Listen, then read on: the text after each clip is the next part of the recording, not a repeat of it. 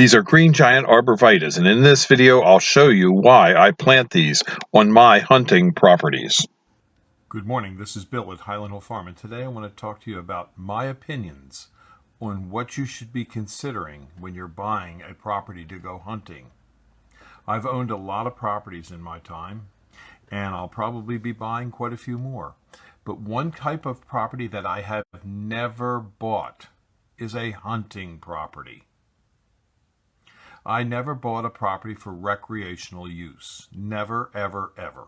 I own a lot of recreational use properties, but I never bought one for recreational use. Now that may sound sort of weird to you, but think of it this way.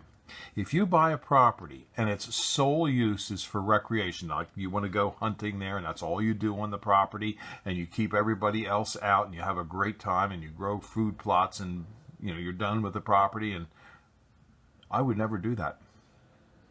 I would only buy a property that is a business property that has a side use as a hunting property.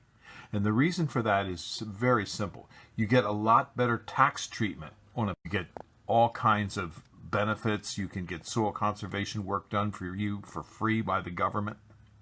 There's all kinds of programs that you'll be entitled to apply for land improvement. You might be able to set aside areas for like stream bank improvements.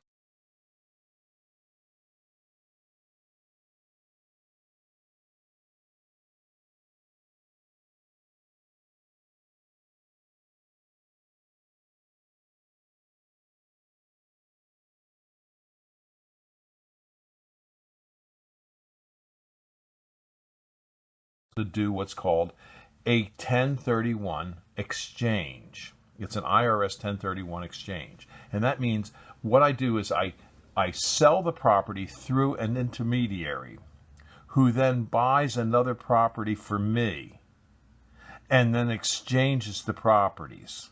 So at the end of the day, I just have exchanged a property, never selling a property.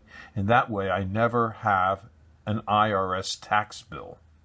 What it does is it pushes the tax bill out further and further and further. Now, there's all kinds of estate planning techniques and tools that you can use, and you'll need to see your attorney for that. For example, you might want to create a life estate where you only own the property during your lifetime, and you let your children buy a remainder interest in the property after you've died from the current owner from whom you buy your property. But you got to see your attorney for that, because that has very good tax implications, because when you die, the property is no longer in your estate.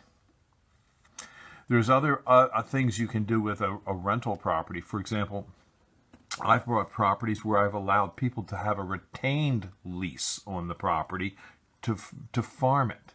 And because of that, I got the property at a discount. And because they have a retained lease, I'm not paying principal dollars that are after tax dollars to buy the property, which means I pay less income tax.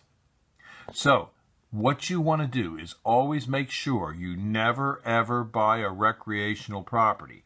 Always buy a property that can be a business property and have the auxiliary use of recreational opportunities for you. You can buy properties and you can lease out photo sites on a property. You don't necessarily, if it's a pure hunting property, just remember, it may have timber on it that you can sell. It may have, so you can buy a timber property. It may have mineral rights that you can sell. It may have arrowheads, Indian artifacts that you can let people go hunt and charge a fee for. It may have paleo rights. For example, there may be dinosaur bones on it that you can let people go dig up and charge them for. So don't just buy a recreational property. Think of it as an investment that can help save you tax dollars. And that, in effect, is the best way to buy one, in my opinion.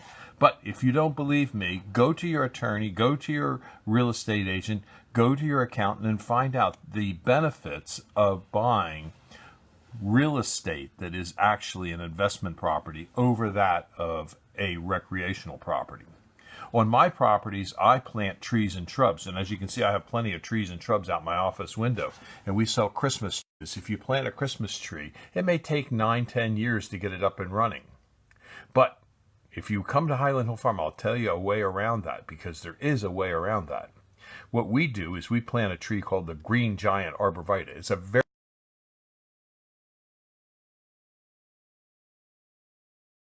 is easy to grow, and we start selling it within 1 to 2 years of planting it in the ground. So you'll want to come to Highland Hill Farm and see our operations, and I'd be glad to tell you all the secrets that I've used over the years, because I don't care. It's not a real secret.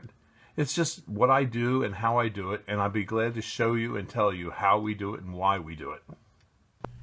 If you have questions about arborvitaes, give us a call at Highland Hill Farm. This is Bill. Our phone number is 215-651-8329. Thank you.